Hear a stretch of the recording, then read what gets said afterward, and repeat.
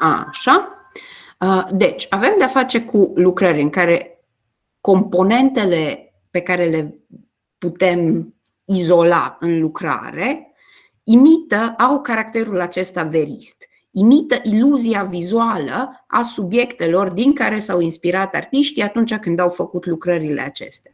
Dar felul în care sunt ele recombinate și rearanjate și felul în care este construită lucrarea nu mai reprezintă ceva ce să putem recunoaște în realitate, ceva ce să ne imaginăm că am putea găsi în realitatea înconjurătoare. Lumea pe care o creează suprarealismul vrea să fie lumea subconștientului. Și acum, haideți să intrăm un pic în felul în care s-a ajuns la curentul acesta numit suprarealism și la această manieră de a picta. Suprarealismul pornește, de fapt, de la literatură și înainte să se ajungă la literatură suprarealistă, pornește, de fapt, de la un medic. Medicul respectiv se numea André Breton.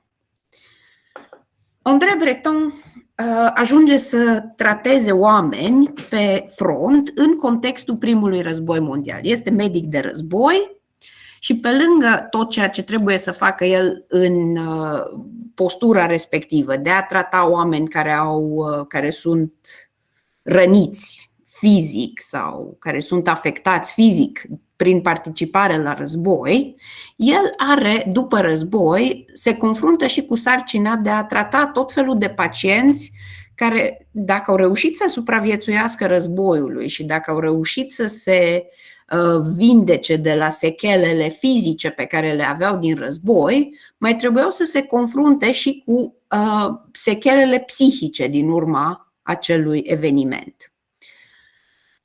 André Breton ajunge să intre în contact cu foarte mulți soldați care, astăzi am zice, că aveau sindrom post-traumatic, care au trecut prin lucruri atât de groaznice încât au dificultăți în a-și relua viața normală datorită impactului psihologic pe care le-au avut evenimentele respective asupra lor. Și în contextul acesta, și aici vorbim, primul război mondial se termină în 1918, durează între 1914 până în 1918 și în perioada de după primul război mondial deja avem de-a face cu foarte mulți medici, psihiatri, care se familiarizează cu niște teorii inovative legate de psihologie și de psihicul uman, pornite de către cine? La mijlocul secolului, la trecerea dintre secolul XIX spre 20. Am mai vorbit de el. Sigmund Freud. Așa. Freud este o personalitate foarte importantă în felul în care evoluează tratarea și înțelegerea psihicului uman, în sensul în care, înainte de Freud, foarte mult din ceea ce presupunea psihiatrie și abordarea bolilor mentale, foarte mult era abordarea medicală era una foarte fiziologică. Adică psihicul uman era tratat ca și o parte cumva fizică a omului. Și ca urmare a acestui fapt, foarte des tratamente care erau aplicate pentru probleme mentale erau tratamente de genul electroșocuri sau, în cazuri extreme, lobotomii sau chestii din astea foarte intruzive fizic. Adică se încerca repararea a ceva organic defect în rândul tuturor celorlalte ramuri ale medicinei. Și ceea ce face Freud este să schimbe radical felul în care este abordată tratarea psihicului uman, respectiv el propune ideea asta de cură prin vorbire, ideea de psihanaliză și de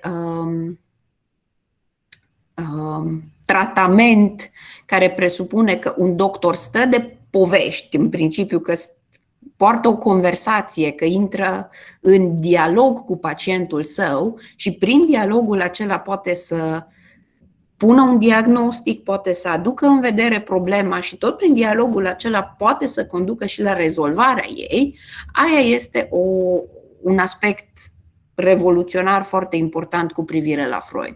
Dar în același timp, tratamentul acesta pe care îl propune el are la bază o serie de reinterpretări a felului în care poate fi abordat psihicul uman.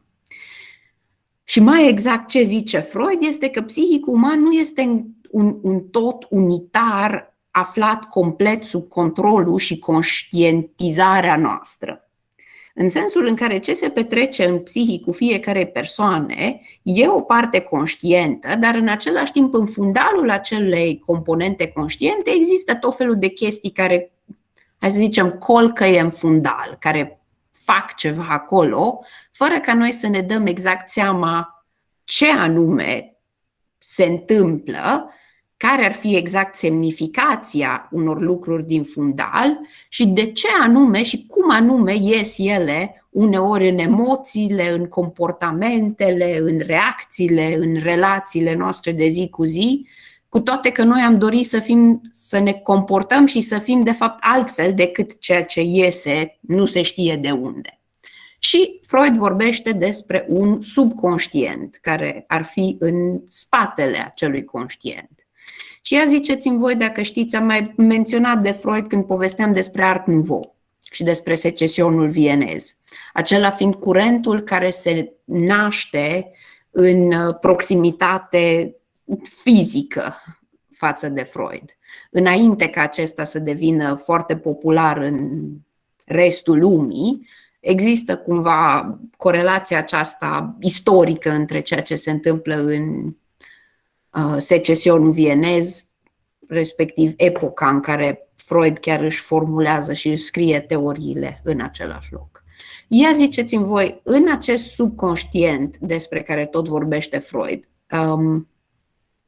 care-i actorul principal în subconștientul uman conform teoriilor freudiene? Ce-i de fapt la baza subconștientului uman din perspectiva lui Freud? Despre ce vorbește el foarte mult? Asta menționam și în corelație cu secesionul vienez și Art Nouveau în general.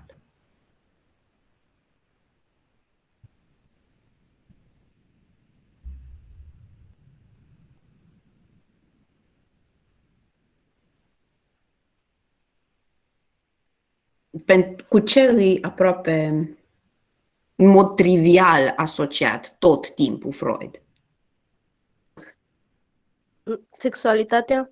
Așa, Freud vorbește foarte mult despre sexualitate și despre faptul că în subconștientul ființei umane, foarte mult din ceea ce ar fi sexualitate exprimată într-un anumit fel este reprimat, oprimat sau cumva înlăturat, în special datorită normelor care s-au creat în societate, în special în secolul XIX, și Freud vorbește despre faptul că mare parte din subconștientul nostru este modelat și preocupat de fapt de sexualitate și influențat de tot felul de modalități în care acolo se ascund lucruri care n-ar putea să iasă în expresia lor sinceră și directă, așa cum și-ar dori fiecare persoană.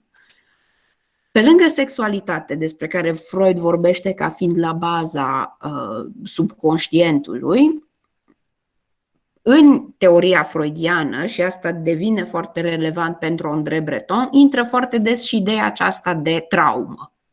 Ideea de eveniment care este atât de greu de procesat, încât pur și simplu nu-i putem face față și ca urmare a acestui fapt subconștientul nostru cumva transformă evenimentul respectiv sau ascunde cumva evenimentul respectiv în psihicul nostru, dar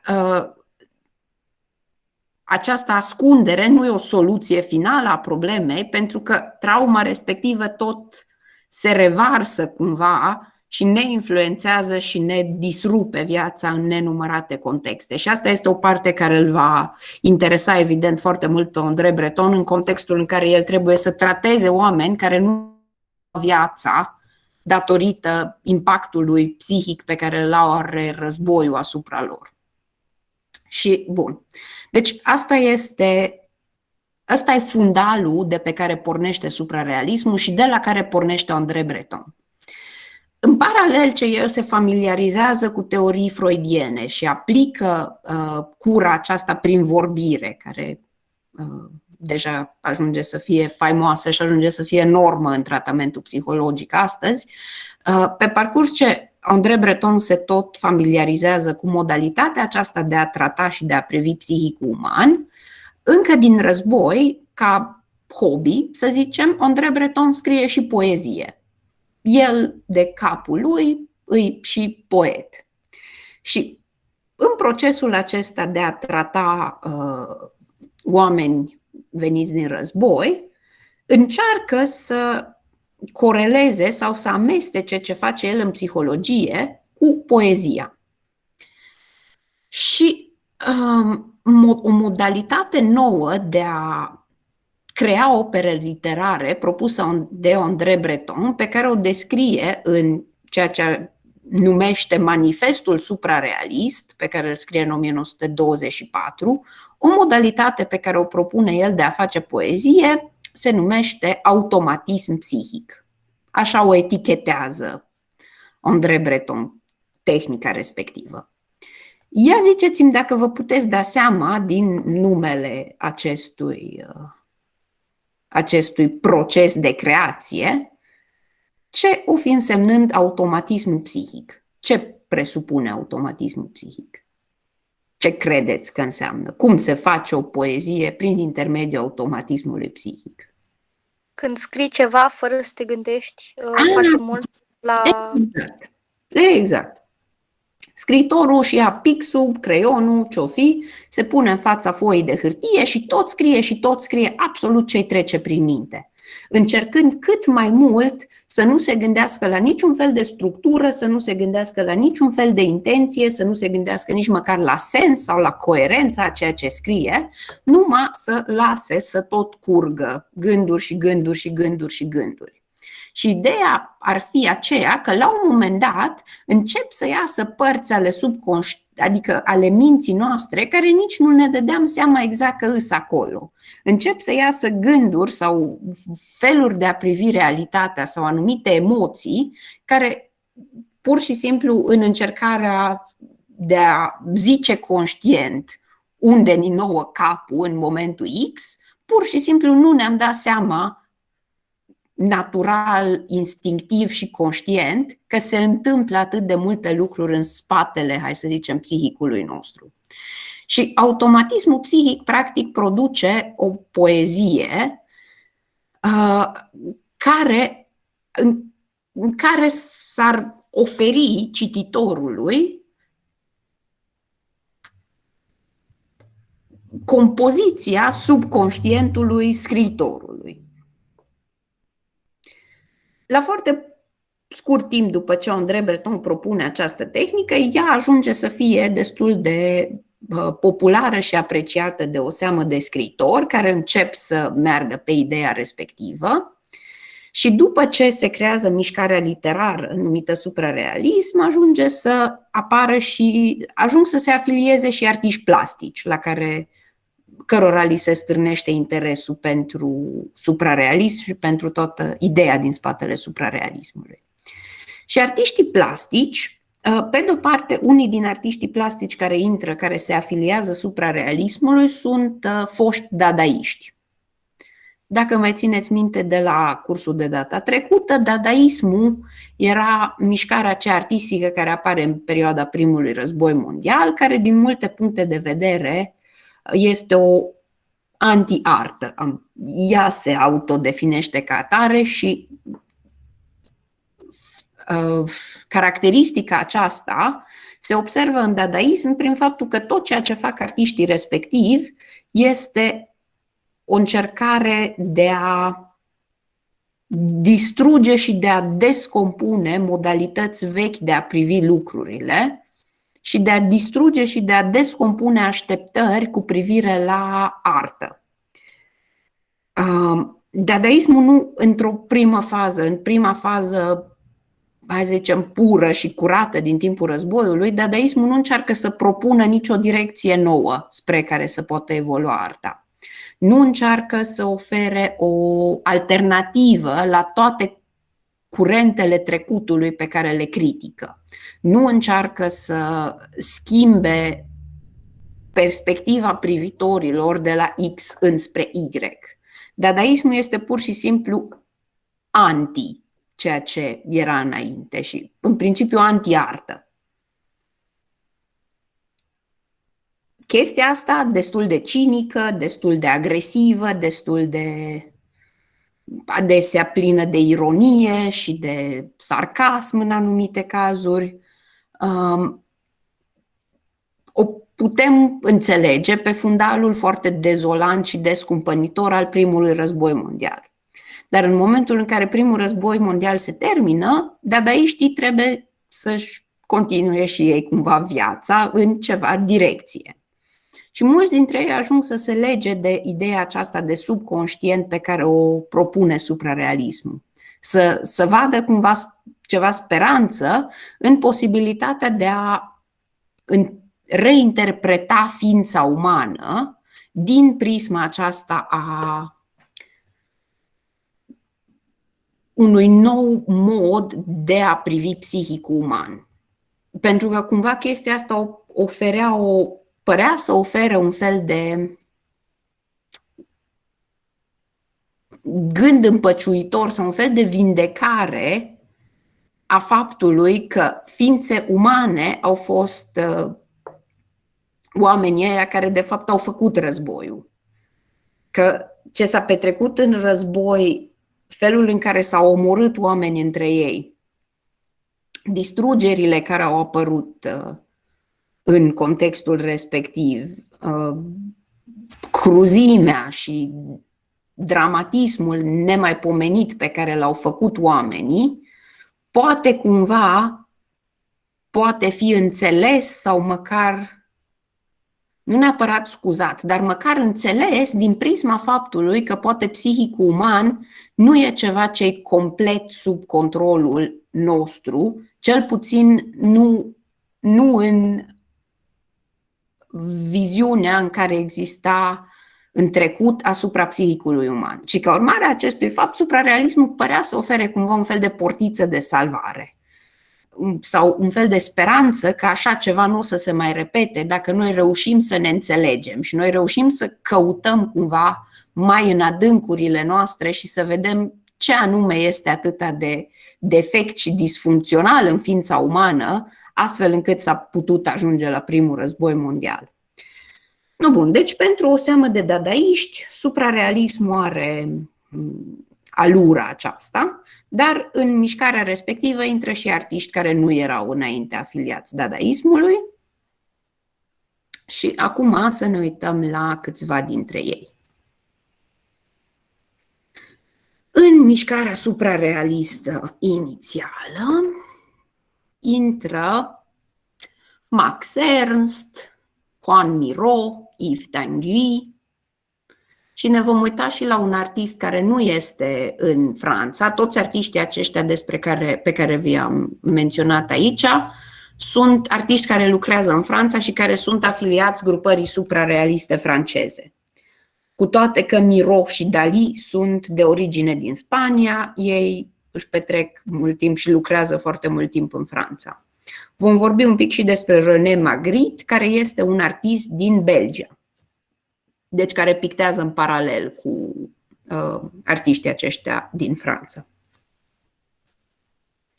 Și acum să ne uităm la Juan Miró cu lucrarea Carnavalul Arlechinului. Lucrarea aceasta evidențiază tot felul de chestii cu privire la suprarealism, cum ar fi că nici de cum n-avem din start și nici de cum nu toți artiștii vor merge pe formula pe care merge Dalí. Verismul acela pe care îl vedem la Dali, observați că aici nu există. Nu avem nu există caracterul acela iluzionist pe care îl vedeam la Dali, nici cu privire la culoare. Vedeți că avem suprafețe cromatice uniforme pe porțiuni din obiectele reprezentate aici. Perspectiva nu este corectă, adică spațialitatea și felul în care camera respectivă, masa, fereastra, corpurile acestea cilindrice nu sunt redate conform regulilor perspectivei liniare pe care o vedeam în trecut. După care, nu există o varietate foarte largă de texturi. Există o modelație a culorii și există tranziții de la o nuanță la alta, dar, din nou, nu avem de-a face cu aceeași tehnică pe care o folosea Dali. În ceea ce privește însă formele pe care le vedem în această încăpere, care, din nou, ziceam că mai tot arta suprarealistă, de fapt, ajunge să reprezinte un unic subiect, respectiv subconștientul uman. Atâta doar că varietatea este dată de faptul că fiecare artist în parte are un subconștient aparte și ca urmare a acestui fapt, lumea pe care o vedem este o lume individualizată și particularizată de la artist la artist la artist în funcție de ce rezidă în lumea aceea din fundalul psihicului său. În această încăpere, observați că avem pe de o parte tot felul de animale a căror identitate nu o putem descifra prea clar. Adică chestia asta seamănă cu o pisică, dar are cornițe, are coadă de cățel, corpul iarăși nu se prea potrivește cu cel al pisicii. Chestia asta putem zice că seamănă cu o pasăre, dar iarăși nu. E o analogie destul de forțată pe care am făcut-o eu aici. Chestia asta care e ca și o libelulă pare să aibă niște mânuțe și o față de hipopotam. Ochiul ăsta care este pe suprafața unui cilindru, iarăși nu știm ce caută aici. Scara asta nu neapărat reprezintă o scară recognoscibilă în realitate. Ceva nu se potrivește cu felul în care ne așteptăm noi să vedem reprezentată o scară. Deci tot ceea ce vedem în această imagine, pe de o parte componentele sale vizuale și vedeți că se trimite și la componente auditive, avem instrumente muzicale și note muzicale împrăștiate uneori prin lucrare sau chestia asta care poate să semene cu o cutiuță muzicală sau posibile asemenea paralele. Deci avem tot felul de semne încriptate în lucrările suprarealiste, inclusiv în această lucrare a lui Joan Miró. Ia ziceți-mi voi, în ceea ce privește subconștientul uman, Freud foarte des se uită la ce se uită el pentru a citi ce se află în subconștient. Pe lângă terapia pe care o propune el, care presupune dialog și dezvăluirea unor chestii din subconștient, la ce altceva se mai uită Freud atunci când încearcă să găsească ce se petrece de fapt în subconștientul fiecărui individ?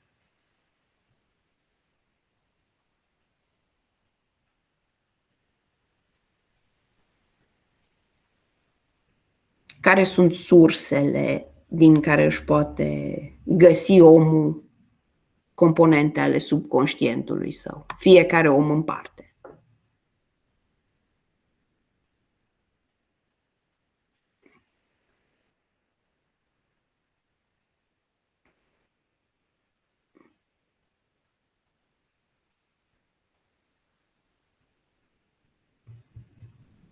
Diana, deși mi-ai dat răspunsul mult mai devreme pe parcursul orei cât eu încă n-am pus întrebarea, l-ai scris aici, deci visele sunt o sursă de investigare a subconștientului.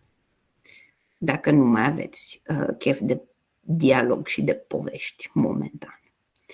Deci, în lucrările suprarealiste avem foarte des sursele astea de inspirație, vise și corelațiile bizare pe care le putem găsi în creierul nostru atunci când încercăm să îl lăsăm să își reverse conținutul, fie el de idei, fie el de imagini, fie el de sunete, în tehnica aceea automatismului psihic. Și ca să vă mai treziți un pic, vă invit să facem o pauză. Și revenim imediat.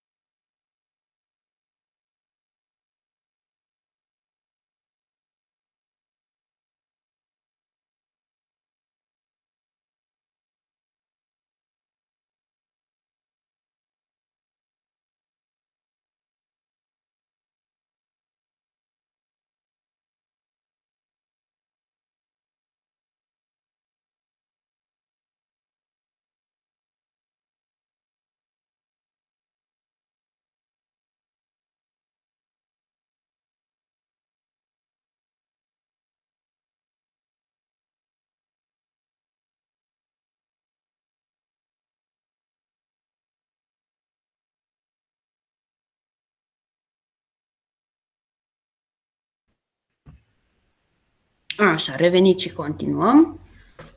Dar să-mi amintesc unde am rămas. Bun, deci așa, aveam lucrarea aceasta, în care, după cum ziceam, avem conținutul subconștientului. În principiu, cam spre asta țintesc lucrările suprarealiste. Asta este o versiune a suprarealismului pe care o vedem la Juan Miró și acum să ne uităm puțin la o altă versiune a suprarealismului pe care o vedem la Yves Tanguy.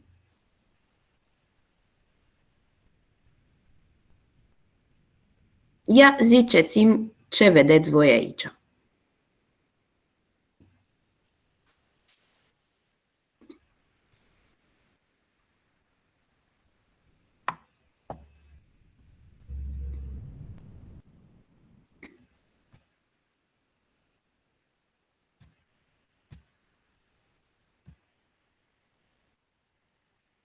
Ok, deci avem de-a face cu forme și le vedem umbra, corect. Deci avem de-a face cu o reprezentare veristă a spațiului, a luminii, umbrei, a relației dintre obiecte și proiecțiile pe care le pot face în prezența luminii. În ceea ce privește formele astea, ce puteți să-mi ziceți despre ele?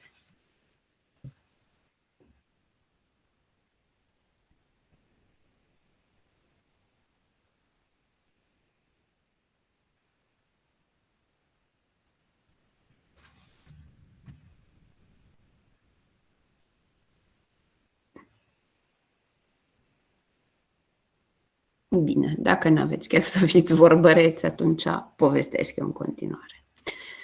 După cum puteți observa, nu putem să recunoaștem nimic în chestiile astea pe care le vedem aici. Adică, la o primă vedere, ar putea să fie ceva mecanisme, ceva mecanizat. Chestia asta am putea zice că seamănă, de exemplu, cu o elice sau aici să avem ceva manivele sau ceva de genul acesta, dar dacă ne uităm atent la toate formele astea, nu au nicio logică tehnică. Aspectul lor pare să fie unul metalic, în mare măsură, dar după aia avem și părți care chestia asta poate să semene cu o piatră, chestia asta poate să semene cu apă. După aia, chestiile astea putem zice că seamănă cu oase, ca textură și ca formă. Chestia asta poate să fie partea unui șold eventual. Dar după aia, dacă ne uităm la detalii efective ale obiectelor, nu are neapărat noimă să zicem că formele acestea ar fi ceva. Chestiile astea par să fie cele mai apropiate de ceva recognoscibil, respectiv niște văsuțe cu apă. Dar nici aia nu avem niciun fel de garanție că asta este realmente reprezentat aici. După care, în ceea ce privește spațiul în care sunt plasate aceste obiecte nedefinite, pare să fie un fel de deșert, dar în același timp observați că nu există o linie a orizontului. Nu există o graniță clară între ce se petrece aici și ce se petrece aici. Observăm această gradație cromatică, dar nu ne e clar unde se termină pământul și unde începe cerul sau ce pare să fie apă.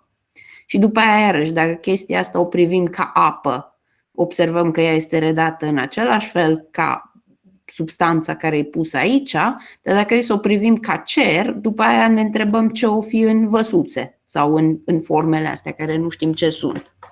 Și în lucrările lui Yves Tanguy observați că avem componenta asta cumva abstractă. Chestiile astea pot să fie privite ca niște sculpturi abstracte, adică ne putem imagina că obiectele astea ar putea să le construiască cineva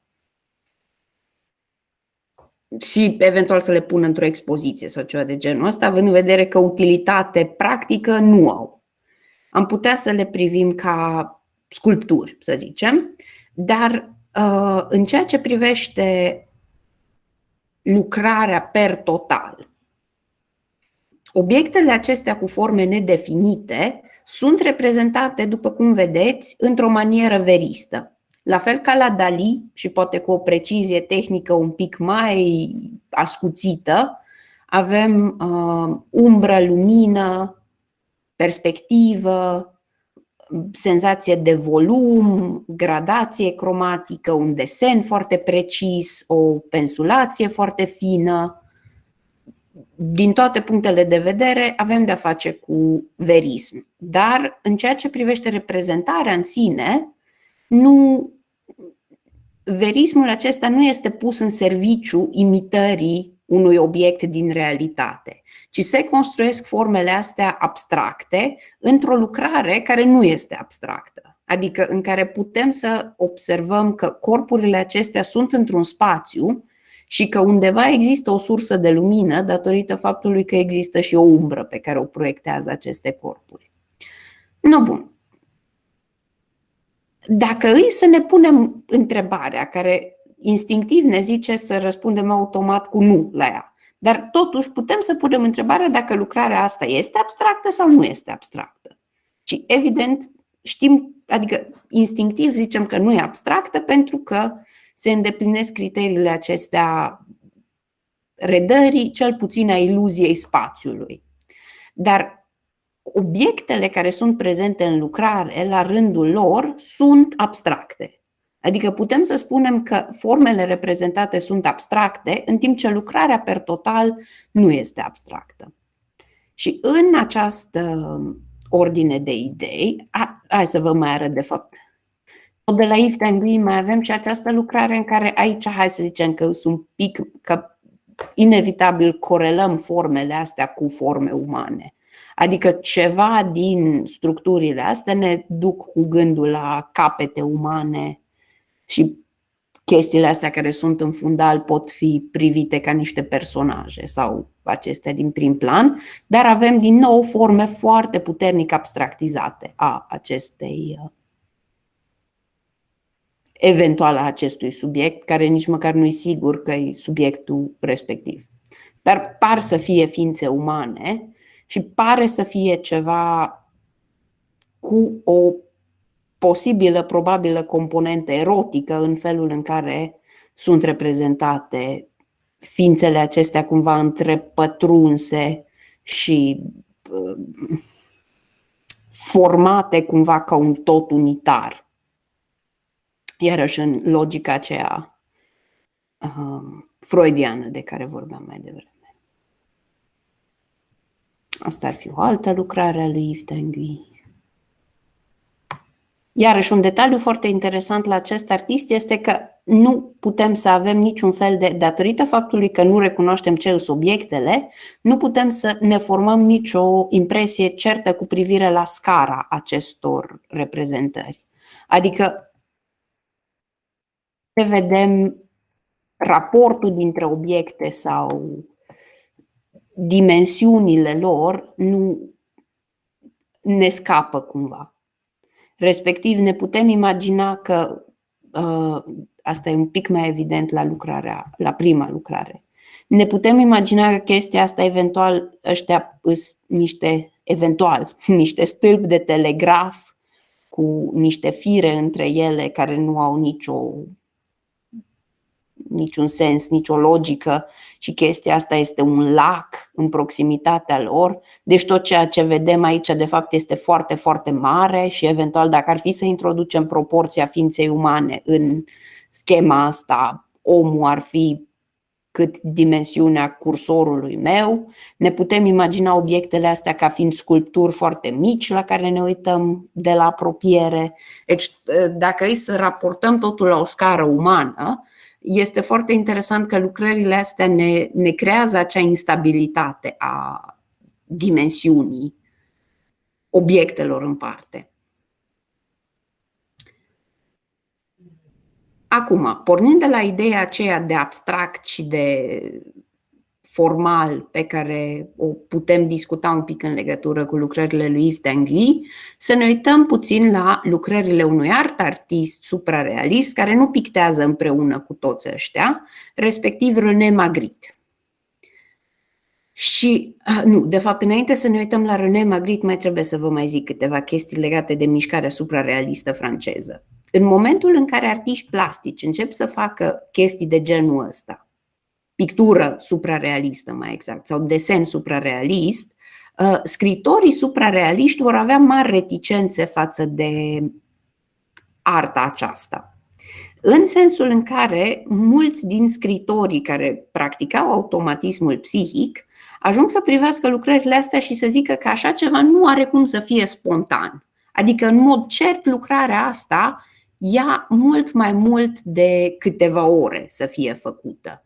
Cere precizie, cere răbdare, cere revenire, cere cel puțin ceva pregătire anterioară a artistului în felul în care își construiește compoziția, formele, atenția cu care observăm că este tratată pensulația în lucrările suprarealiste.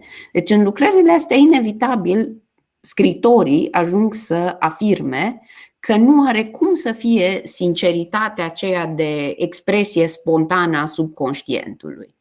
Îs prea îngrijite, îs prea estetice, hai să zicem, ca să se mai plieze pe ideea aia de automatism psihic. Și ca o paranteză, ca să înțelegeți care e ideea din spatele acestor critici. Suprarealismul se dezvoltă ca mișcare în perioada anilor 20-30. Dar după aia, foarte multe din ideile legate și conectate de suprarealism ajung să fie foarte populare și în arta contemporană. Adică influența suprarealismului persistă și mai departe de atâta. Și unul din artiștii americani care îl va citi pe André Breton în anii 40, pictează el, și 40-50. Unul din artiștii care îl va citi pe André Breton și se va inspira din ideea aceea de automatism psihic, dar va face cu totul și cu totul altceva decât artiștii ăștia, și nici de cum nu îl catalogăm astăzi ca suprarealist, este Jackson Pollock. Toată treaba aia cu aruncatul vopselei, cu picuratul, cu expresia aia cât mai spontană și cât mai viscerală cumva de a picta, alea sunt parțial inspirate de la André Breton. Asta zice Pollock despre lucrările lui și despre el, că a fost inspirat de acel manifest suprarealist al lui André Breton. Și din multe puncte de vedere putem să argumentăm că Jackson Pollock este mai suprarealist decât suprarealiștii. Adică mult din propunerea acelei teorii mai degrabă este regăsită în lucrări de genul ăla decât în lucrări de genul ăsta. Dar în final, mișcarea suprarealistă în materie de pictură este aceasta.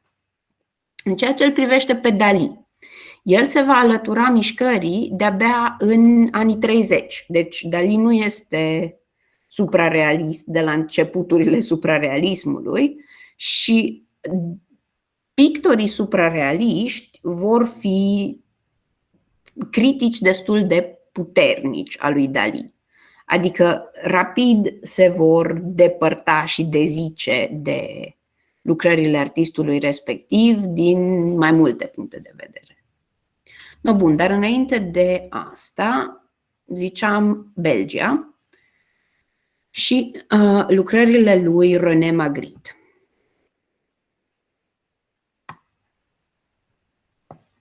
Artistul respectiv este cunoscut, sau poate una dintre cele mai cunoscute lucrări ale lui, este imaginea intitulată Trădarea imaginilor. În această imagine vedeți reprezentarea unei pipe și de desubt scrie: aceasta nu este o pipă. Lucrarea foarte des e catalogată ca fiind ceva glumă sau ca încercând să construiască ceva eminamente absurd, tabloul acesta, adică faptul evident că asta este o pipă și textul de dedesubt care zice că aceasta nu este o pipă.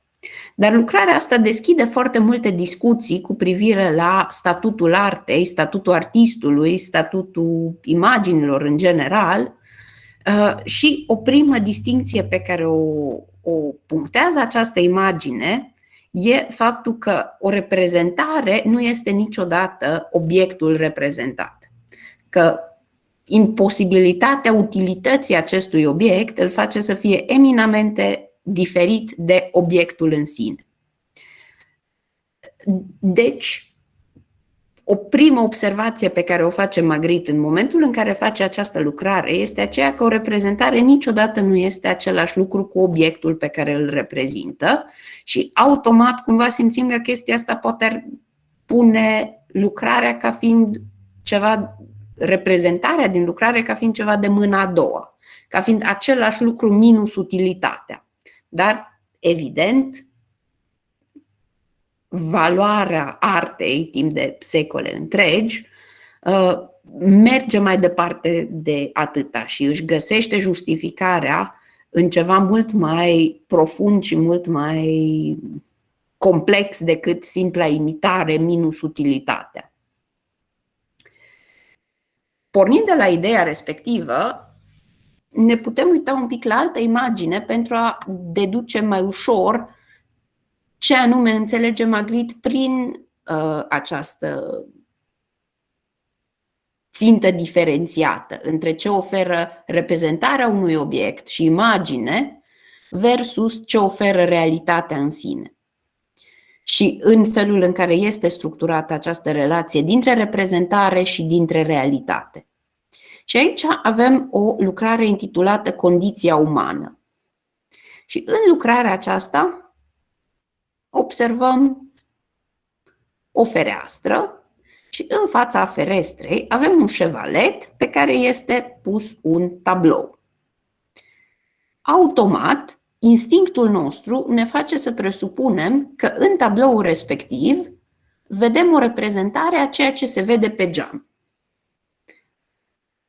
Uitându-ne la tabloul acesta, vedem că iarba se continuă exact la fel cu iarba din exterior, poteca se continuă la fel ca poteca din exterior, tufișurile, linia orizontului, cerul, toate par să fie la granița dintre realitate și tablou. O graniță perfectă care face tranziția spre aceeași imagine. Automat ne uităm la imaginea asta și presupunem că afară, în fața geamului, este un copac. Dar ceea ce evidențiază lucrarea respectivă este că această prezumție a noastră sau starea noastră de a ne baza tot timpul pe o deducție și de a încerca pe bază de deducție să relaționăm cu realitatea și să ne construim o relație cu realitatea, este această stare eminamente vulnerabilă, să zicem, a minții umane. Noi presupunem că afară este un copac, dar în momentul în care înlăturăm tabloul de aici, se prea poate foarte bine să nu fie un copac sau să fie cu totul și cu totul altceva, ceea ce nu apare în tablou, în realitatea peisajului. Și chestia foarte interesantă pe care o face Magritte aici este, pe de-o parte, că înlătură orice componentă morală a acestei idei. Tabloul, adică în contextul acesta, nu putem zice că tabloul s-ar putea să ne mintă. Minciuna are componenta aceasta negativă și imorală în ea, ceva ce omul nu-i bine să facă. Dar în ceea ce privește tabloul, artistul tot timpul are libertatea de a pune în el ce dorește. Și în principiu, arta tot timpul reprezintă o minciună atâta timp cât încercăm să o suprapunem strict realității vizibile sau strict imaginilor pe care le avem în proximitatea noastră. Tot timpul chestia... Unde-mi pipa? Tot timpul chestia asta, pipa aceasta, ar fi o minciună în cazul în care am tratat-o ca o pipă. În cazul în care am tratat-o ca o reprezentare a ceva ce am putea vedea noi, oricare din noi, cu ochiul liber în fața noastră atunci când ne uităm la o pipă. Și acum să trecem la un autoportret al lui René Magritte, care scoate în evidență părțile acestea sau ce intră practic, nu neapărat în responsabilitatea, dar care este rolul artistului și a artei. În acest autoportret care se numește Clar viziune, Avem de-a face cu artistul care se uită cu foarte mare atenție la oul acesta, pe care pare să-l picteze ca și cum ar picta o natură statică. Pare să îl privească cu atenție în încercarea de a surprinde cel mai mic detaliu și de a reda obiectul pe care îl studiază cu atât de mare atenție. Dar ce reiese în final în lucrarea pe care o face este de fapt potențialul incomparabil al obiectului respectiv și practic realitatea care se află mai departe decât ceea ce se vede cu ochiul liber. Adică responsabilitatea artistului este aceea de a... Nu responsabilitatea. Potențialul artistului este acela de a revela ceva din realitate, ceea ce scapă ochiului liber. Nu neapărat din realitatea obiectelor sau din realitatea materială, fizică a lucrurilor, ci din orice ceea ce apare într-o imagine. Bun. Pe lângă lucrări de genul acesta care discută cumva statutul artei și relația artei cu realitatea și toate chestiile de genul ăsta, mai avem tot felul de alte teme legate oarecum de psihologie pe care le tratează Magritte, dar cumva cu o componentă mai tradiționalistă, hai să zicem, în sensul că el se uită la niște aspecte care sunt și preocupări ale religiei, sunt și preocupări ale moralei tradiționale sau ale eticii. Și avem, de exemplu, aici lucrarea intitulată Amanții. Într-o cheie psihologică, lucrarea aceasta poate să fie privită ca o descriere a stării de a fi îndrăgostit. În sensul în care avem un bărbat și o femeie aici reprezentați pupându-se. Tot foarte des, când cineva privește această lucrare, instinctul este acela de a identifica ca temă ceva legat de relația lor cu lumea exterioară, cu alți oameni, cum sunt ei priviți din exterior față de alții.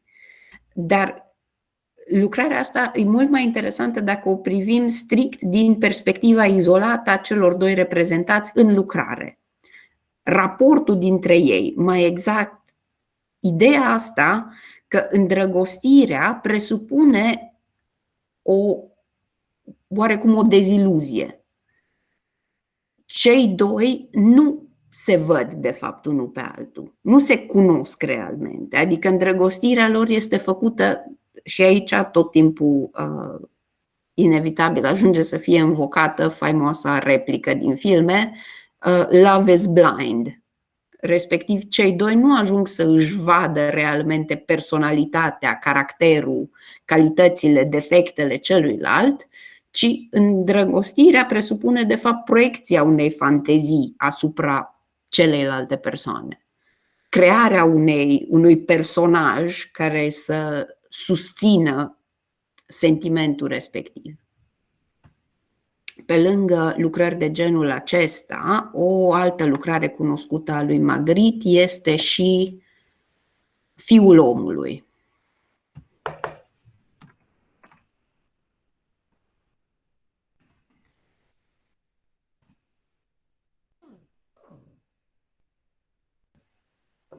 Lucrarea intitulată Fiul omului o vedeți aici.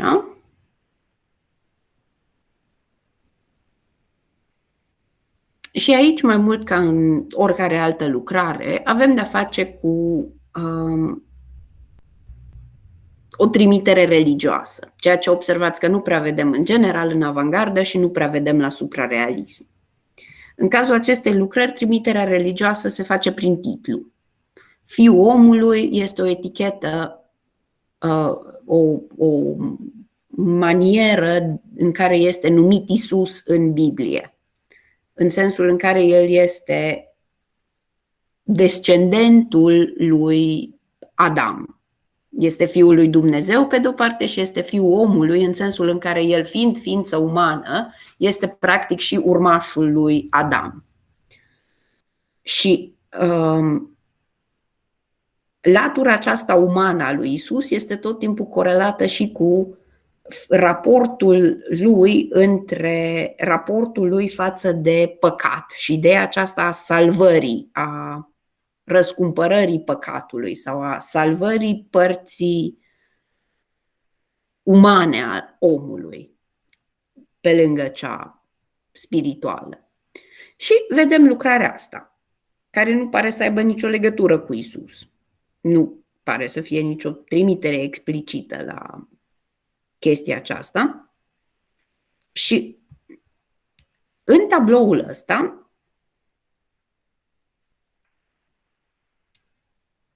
tabloul acesta este adesea interpretat ca fiind de fapt antiteza lui Isus, ca fiind opusul de fapt.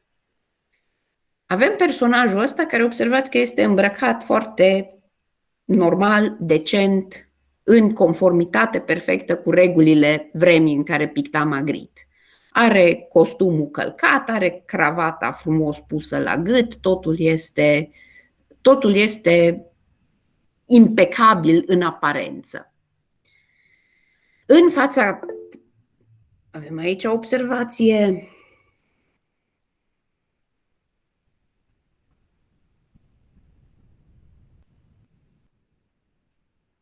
Am vrut să zic eu ceva în legătură cu lucrarea aceasta. Da, scuză-mă, acum am văzut că ați scris o grămadă de chestii aici și eu nu m-am mai uitat la ce ați mai scris, că credeam că nu mai aveți chef de povești. Îmi cer scuze. Trebuia să faceți ceva gălăgie diferită ca să vă văd mai. Nimic.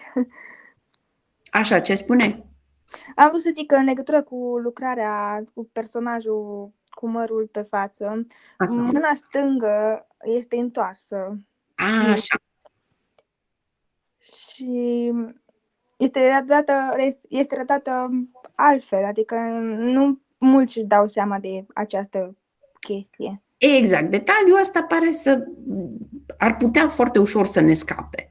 Din toate punctele de vedere, omul ăsta este reprezentat corect anatomic, piatra din spatele lui pare piatră. Dacă ne uităm la construcția gardului acestuia, regulile perspectivei sunt respectate în felul în care sunt reprezentate liniile astea. Există un orizont, există apă, există cer, totul e în conformitate cu realitatea.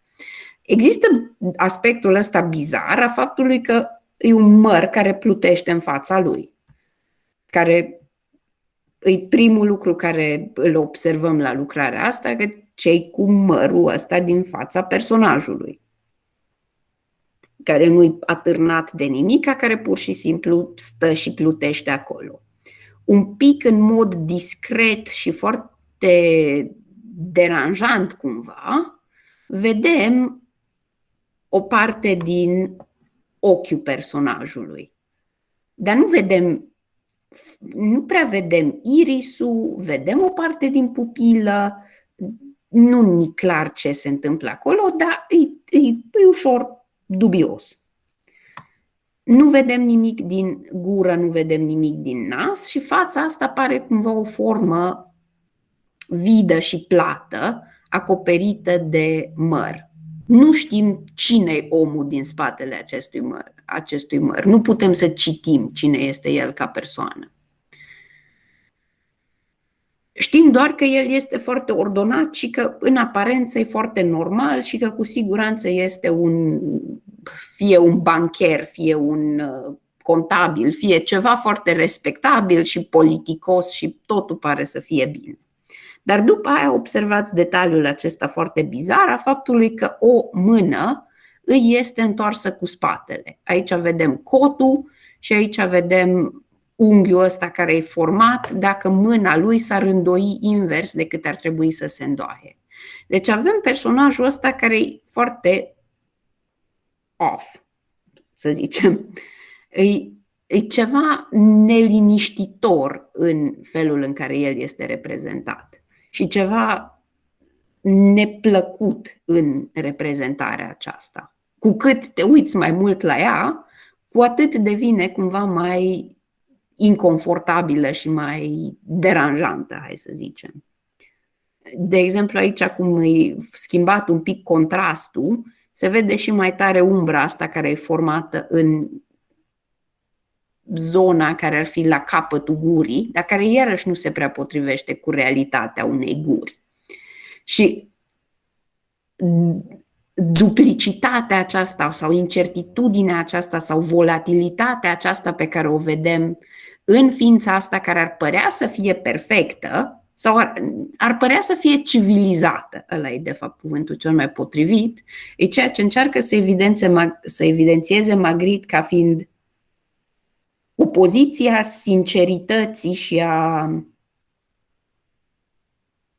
excentricității în același timp a opusului care ar fi personajul biblic în opoziție cu acest personaj. No, bun. Deci, în cazul lui Magritte avem de-a face cu un pic altfel de... Aici sunt curioasă ce e asta. N-are nicio legătură cu Magritte, dar...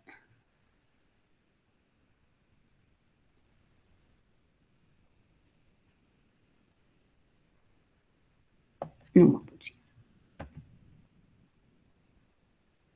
Bun, așa. În ceea ce privește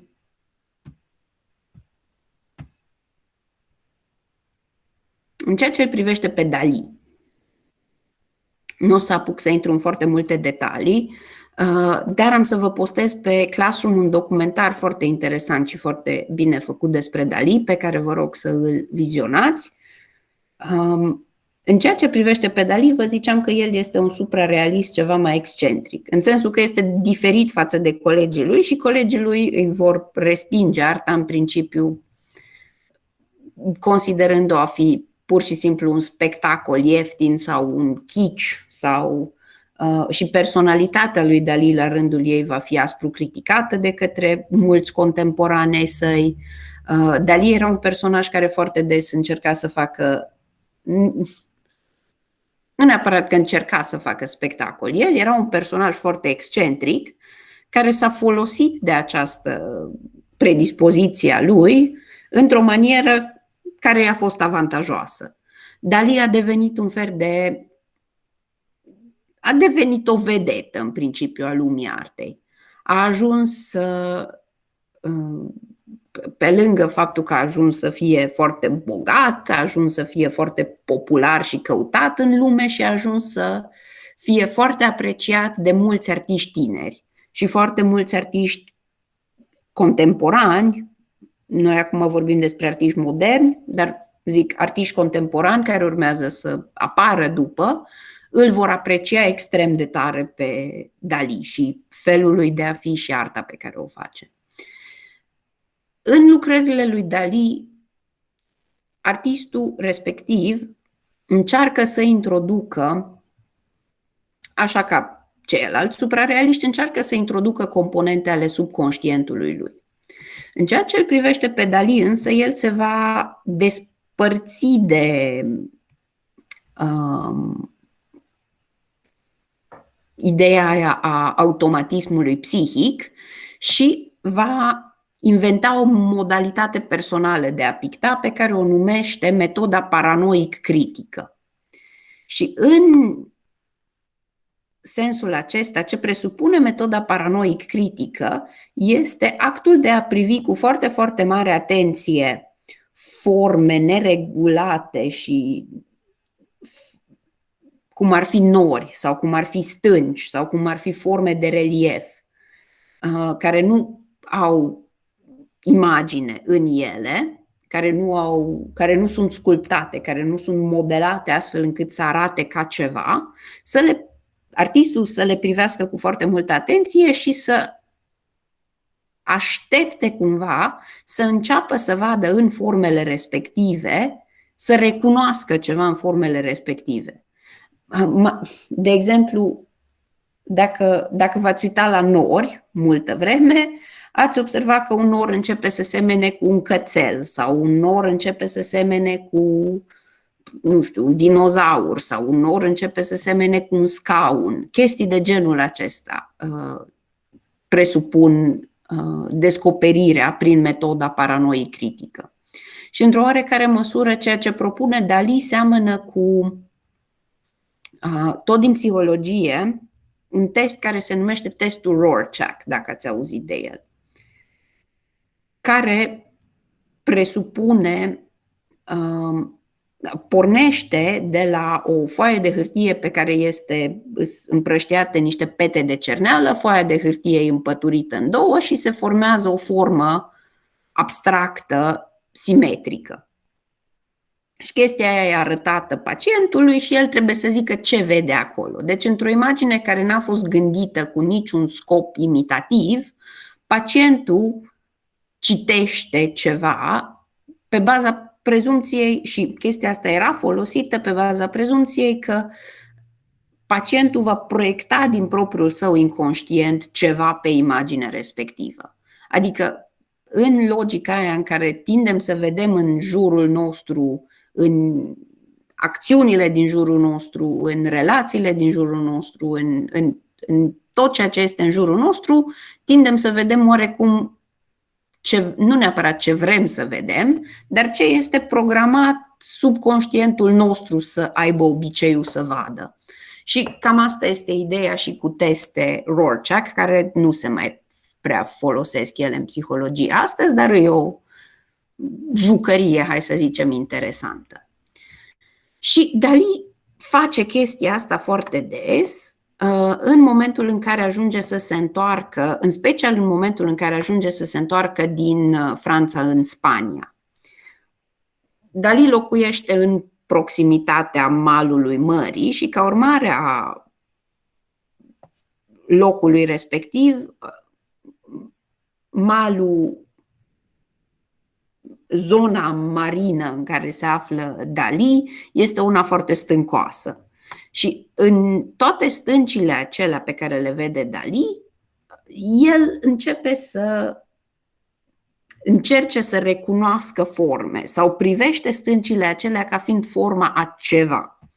Și foarte des veți observa în picturile lui asemenea formațiuni care seamănă cu niște roci gigantice, care de fapt chiar sunt stânci pe care Dali le vedea. Și asta, apropo de documentarul pe care vă ziceam, acolo efectiv veți vedea în documentar filmări cu locul în care a trăit Dali și efectiv piatra asta care arată pietroiul gigantic de pe malul mării din apropierea casei lui, care arată exact așa. Forma asta pe care o vedeți în mai multe tablouri ale lui, pe care Dali o transformă într-un autoportret, o realizează prin metoda asta de care vorbeam. Acum, foarte des în lucrările lui Dali apare ideea aceasta, apare o tematică legată de sexualitate și de toate fricile din subconștientul uman și toate formele în care subconștientul uman a refulat sexualitatea, propria sexualitate și relația sexuală cu ceea ce este în jur. Și în lucrarea Marele Masturbator, pe care o vedem aici, Dali abordează această temă. Mai exact, el foarte des va face trimitere la teme legate de impotență și frica oarecum legată de impotență. Și în același timp, în lucrările lui foarte des este prezentă o altă fobie a lui, mai exact furnicile. Și aici vedeți multe furnici în acest tablou, cât și în Persistența memoriei, lucrarea lui mai faimoasă, în care ceasul ăsta, observați că e plin de furnici care cumva par să aibă mușuroiul în interiorul ceasului respectiv. Pe lângă pictură, Dali va mai face tot felul de alte chestii. Și haideți să mai vedem eventual câteva lucrări.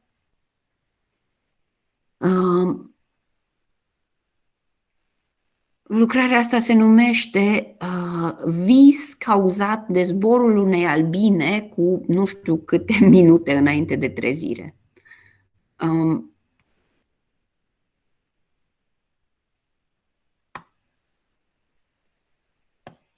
Da, observați genul acesta de structuri vizuale.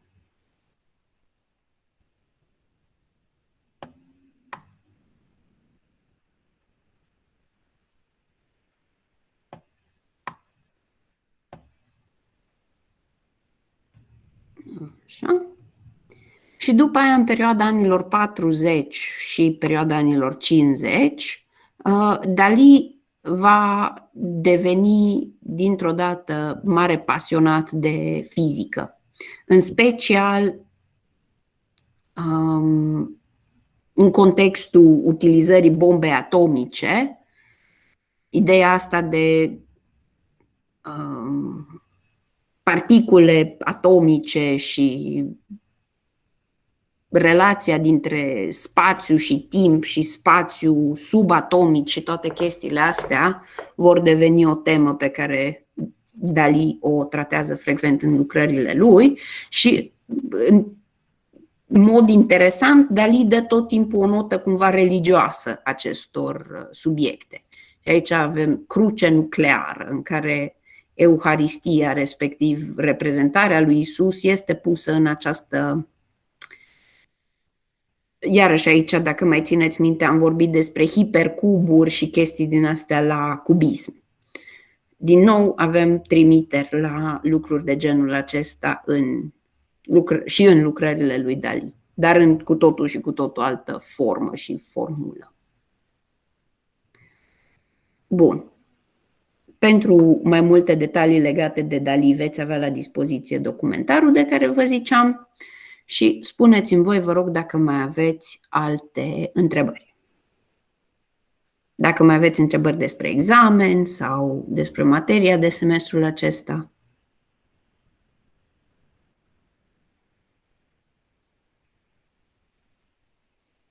Deci examenul pe 1 va fi bine. Vom da din toate curentele pe care le-am parcurs până acum? Da. Ok.